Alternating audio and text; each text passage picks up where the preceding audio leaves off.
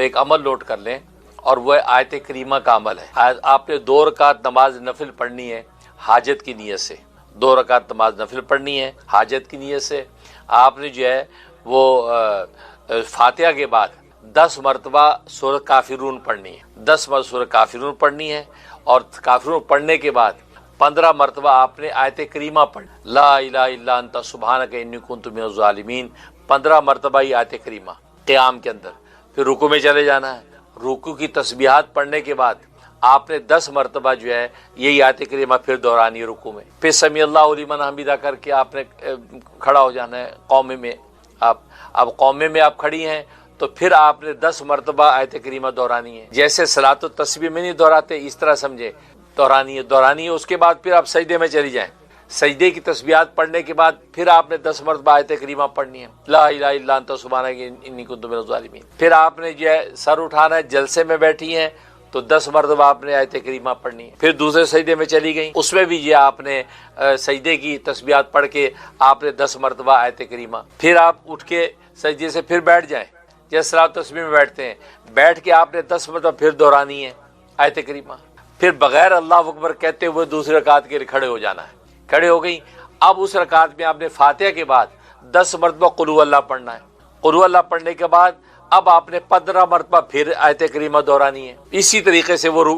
جیسے پہلی رکعت میں کیا، ایسی دوسری رکعت میں رکوع میں 10 مرتبہ، پھر قومے میں 10 مرتبہ، پھر سجدے میں 10 مرتبہ، پھر جلسے میں 10 مرتبہ، پھر دوسرے سجدے میں 10 مرتبہ، پھر آپ اٹھے پھر 10 مرتبہ۔ اس کے بعد آپ نے اتحیات پڑھنا شروع کر دینا ہے، اور آخر تک جو مکمل کر کے آپ نے سلام پھیر دینا ہے۔ سلام پھیرنے کے بعد آپ نے 10 مرتبہ آپ نے جو ہے وہ تیسرا کلمہ پڑھنا ہے، سبحان اللہ والحمد للہ ولا الہ الا اللہ واللہ اکبر، یہ 10 مرتبہ پڑھنا ہے۔ اس کے بعد پھر آپ نے 10 مرتبہ یہ دعا پڑھنی ہے، ربنا آتنا فی الدنیا حسنہ وفی الآخرۃ حسنہ وقنا عذاب النار، 10 مرتبہ پڑھنا ہے۔ پڑھنے کے بعد اب آپ اللہ کے آگے آپ ہاتھ اٹھا دینا ہے، اور اپنے مقصد اور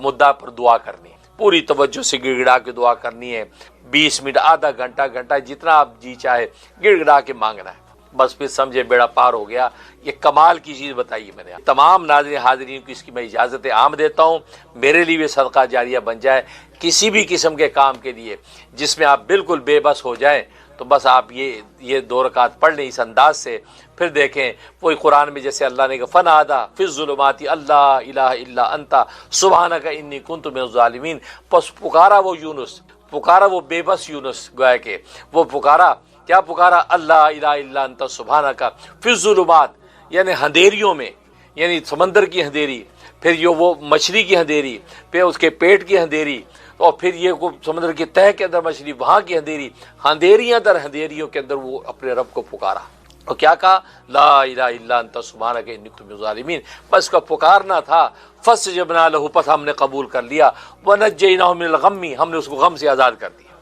غم سے نجات دے دی، وکذالک ننجی المؤمنین، ہم ایمان والوں کو ایسے نجات دیا کرتے ہیں، کو مانگے تو صحیح، کو مانگنے کے لیے آگے بڑھے تو صحیح، ہم نجات دینے کو بیٹھے ہیں لیکن مانگنے والے نہیں،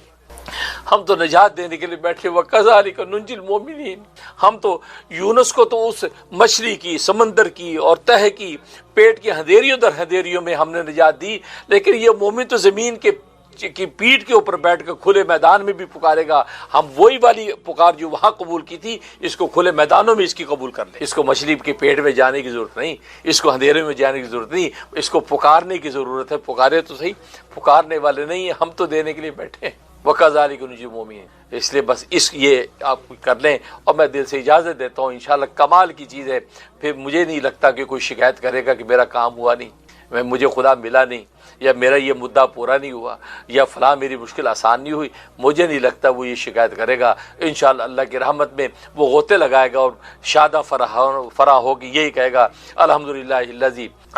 الذی تتم الصالحات، تمام تعریف اس اللہ کے لیے ہیں کہ جس کے ذریعے سے نیکیاں جو ہے اور صالحات اپنی اختتام و تکمیل کو پہنچتی ہیں، پھر وہ شادہ فرح ہوگا، اللہ کا شکر کرے گا، اس لیے میں اجازت دیتا ہوں اس عمل کو کریں۔ اس لیے تو کہا بقدر القدی تکتسب المعالی، کہ مشقت اور مجاہدے کی مقدار پر بلندی حاصل کی جاتی ہیں، ومن طلب العلا سحر اللیالی، جو اللہ کی کہ ہاں بلندیاں چاہتا ہے وہ راتوں کو جاگا کرے، اس لیے کہ اس کے لیے وہ جو اللہ کو پانا چاہتا ہے اس کے لیے ہر رات لیلۃ القدر ہے، اس لیے کہ جس نے رات کی قدر جان لی، امام رومی فرماتے اس کی ہر رات لیلۃ القدر ہے۔ ہم تو رمضان میں لیلۃ القدر ڈھونڈتے ہیں اور فرماتے تم رات کی قدر جان جاؤ تو تیری ہر رات لیلۃ القدر ہے، ہر رات میں تمہیں خدا نظر آئے گا، ہر رات میں لا الہ الا اللہ کی ضربیں جب لگاؤ گے تمہیں ایسا لگے گا کہ آسمانوں پر بیٹھ کے خدا کو یاد کر رہا ہوں۔ اور اللہ تبارک و تعالیٰ نے جو کہا تھا کہ نحن اقرب الیہ من حبل الورید، میں تمہاری شارک سے بھی زیادہ قریب ہوں، تو اللہ تو کہتا ہے میں تمہارے قریب ہوں، لیکن ہمیں پتہ نہیں کہ ہم اس کے قریب ہیں یا نہیں،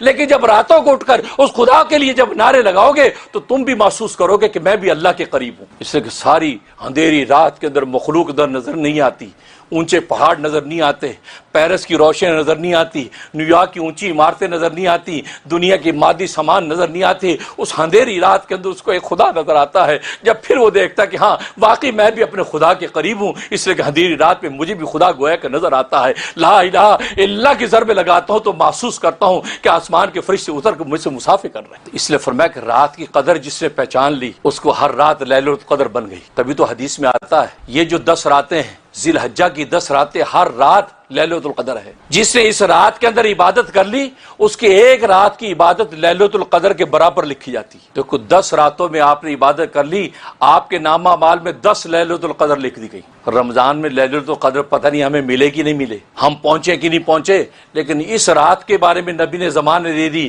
جس نے ذی الحجہ کی 10 راتوں کے اندر اللہ کی عبادت کر لی، اللہ کے لیے قیام کر لیا، اللہ کے لیے اس نے ان صلاتی و نسکی کی حقیقت بیان کر دی، تو فرمایا کہ ایک رات اس کے لیے لیلۃ القدر کے برابر لکھی۔ آج ہم بات کریں گے سورۃ القدر کے بارے میں۔ قدر جو سورۃ انا انزلنا کے نام سے بھی ہے، بہت قیمتی سورت ہے جی، اور اس کا جو ہے تدوین کے اعتبار سے 97 نمبر ہے اور نزول کے اعتبار سے 25 نمبر ہے۔ اس میں جو ہے قدر اعظم کا ذکر ہے، یعنی قدر و منزلت جو ہے، ظاہر دنیا میں ہر طرح کے قدر و منزلت کے فیصلے ہوتے ہیں، لیکن اس کے اندر جو قدر و منزلت ہے وہ سب سے اونچے درجے کی قدر و منزلت اس صورت کے اندر ذکر کی گئی، اور یہ مکی صورت ہے، یعنی ہجرت مدینہ سے پہلے نازل ہوئی ہے، اور اس کے اندر اس حقیقت کو واضح کیا گیا ہے کہ ظاہر ہے کہ اس سے پہلے والی سورت علق کے اندر پہلی 5 آیتیں جو ہے وہ ہیں جو سب سے پہلے نازل ہوئی اقرا کی، اور اس کے اندر ٹوٹل 5 آیتیں ہیں۔ تو اشارہ اس بات کی طرف یہ ہے کہ جس نے یہ قرآن کریم جو 5 آیتوں سے سٹارٹ ہوا ہے، جسے اس قرآن کریم کو سینے سے لگا لیا، اس کی حقیقت کو سمجھ لیا، تو وہ اگلی 5 آیتوں میں پیغام دے دیا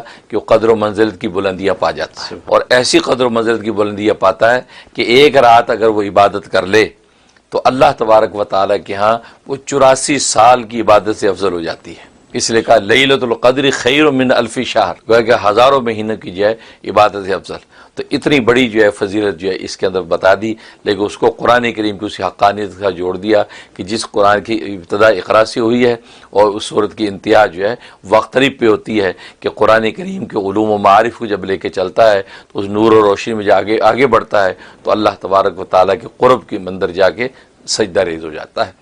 اور یہی اس کی بلندی اور مرتبہ ہے کہ جس کو آگے ذکر کر دیا کہ یہ سجدے میں جھکا ہے، ادھر اللہ نے اس کو بلند کر دیا کہ قدر و منزلت کی بلندیاں چھو جاتا ہے۔ یہ اس صورت کے اندر حقیقت بتائی ہے، اور ظاہر ہے کہ یہ وہ صورت ہے جس میں یہ پیغام دے دیا گیا کہ انا انزلناہ فی لیلۃ القدر، کہ بے شک ہم نے اس قرآن کریم کو لیلۃ القدر میں نازل کیا، اور لیلۃ القدر ظاہر ہے کہ رمضان المبارک میں ہے، اور جس کا مشہور قول یہ کہ 27 کی رات ہے، تو گویا کہ قرآن کریم لیلۃ القدر میں اترا اور لیلۃ القدر رمضان میں ہے، تو معلوم ہے کہ قرآن کریم رمضان میں نازل ہوا، اور رمضان میں اس کے نزول کا مطلب یہ ہے کہ اصل میں لوح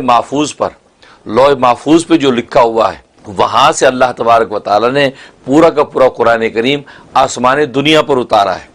یہ جو ہمیں آسمان آنکھوں سے نظر آتا ہے اس کو آسمان دنیا کہتے ہیں۔ یہاں پر جو ہے وہ بیت المعمور یعنی ہمارے خانہ کعبہ کے بالکل محاذات میں اوپر بھی خانہ کعبہ ہے، اس کو بیت المعمور کہتے ہیں، تو لوح محفوظ سے اللہ نے اس بیت المعمور پہ اتار دیا۔ اس کا تذکرہ اس صورت کے اندر ہے کہ ہم نے قرآن کریم کو نازل کیا لیلۃ القدر میں، یعنی وہاں آسمان دنیا پہ اتار دیا، اب وہاں سے جو ہے وہ 23 سال کے عرصے میں وہ وقتاً فوقتاً نجمن نبی پاک صلی اللہ علیہ وسلم کے سینہ منور پہ اترتا رہا، اور پھر آپ اپنے آگے امت کو اس کا پیغام پہنچاتے رہے۔ تو یہ حقیقت اس کے اندر بتائی گئی ہے، اور اس رات کی فضیلت کو اتنا بڑھایا کہ فرمایا کہ وہ 1000 مہینے سے افضل ہو جاتی ہے اس ایک رات کی عبادت۔ اس لیے اس صورت کے اندر یہ حقیقت بتائی اور امت محمدیہ کو گویا کہ یہ تسلی و اطمینان دے دیا کہ بظاہر تم لوگوں کی عمریں 60 اور 70 کے درمیان ہے، لیکن ایک رات ایسی دے دی ہے کہ اگر اس رات کی عبادت کر لوگے تو پہلی امتوں کے حوالے سے جو تمہارے اندر مایوسی پیدا ہوتی ہے کہ پہلی امتوں کی تو ہزار سال عمریں ہوتی تھیں، کئی کی 100 سال عمریں ہوتی تھیں اور اللہ کی عبادتیں کرتے تھے، ہم تو ان کی عبادتوں کو نہیں پہنچ سکتے۔ تو اللہ تبارک و تعالیٰ نے فرمایا کہ نہیں، نبی پاک صلی اللہ علیہ وسلم کے صدقے طفیل سے ہم نے ایک رات ایسی دے دی ہے، اس رات میں کھڑے ہو کے چند نفلیں اگر آپ نے پڑھ لی اور وہ رات لیل القدر تم نے پالی اور اس کے پانے کی بھی حالات و امکانات تمہیں واضح کر دیے ہیں کہ رمضان کے آخری عشرے کی تاک راتوں میں کوئی ایک رات ہے۔ اب ایک شخص جو ان 5-4 راتوں کے اندر بھی نہ جاگ سکے اور چند نفلیں نہ پڑھ سکے تو پھر تو اس کی محرومی بد نصیبی ہے۔ یہ فرمایا اس میں تم جاگ لو، خدا کو پکار لو، تو جناب جو انہوں نے ہزاروں سال باتیں کی ہیں تمہاری بات اس سے افضل ہو جائے گی۔ یہ تسلی و اطمینان اس صورت میں دیا گیا ہے، اس لیے اس کا نام سورۃ القدر۔ اسے میرے دوست بزرگوں، رمضان کا مہینہ معرفت حاصل کرنے کے لیے شاندار مہینہ ہے، اس لیے کہ آسمان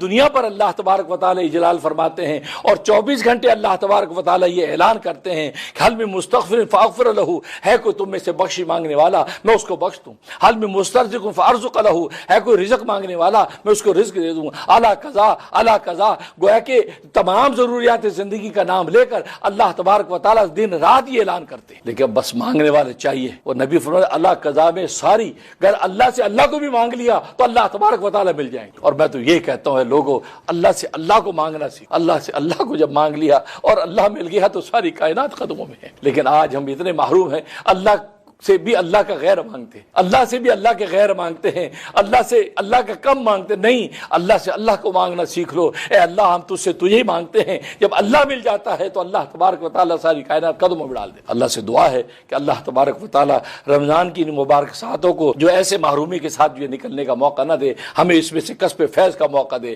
ہم ان ساعتوں کو کارآمد بنا لیں اور دن رات میں اللہ تبارک و تعالیٰ کے سامنے سجدہ ریز ہو کے اور ہاتھ اٹھا کے اس حال میں کہ اللہ تیری خاطر بھوکے ہیں، تیری خاطر پیاسے ہیں، تیری خاطر خواہشات سے دور ہیں، اب تیرا کام ہے کہ تو مجھے ہمیں مل جا، اس لیے تو نے وعدہ کیا ہے کہ روزے دار کو میں خود مل جاتا ہوں، یا اللہ اس رمضان کے مہینے میں تو اپنا آپ ہمیں عطا فرما۔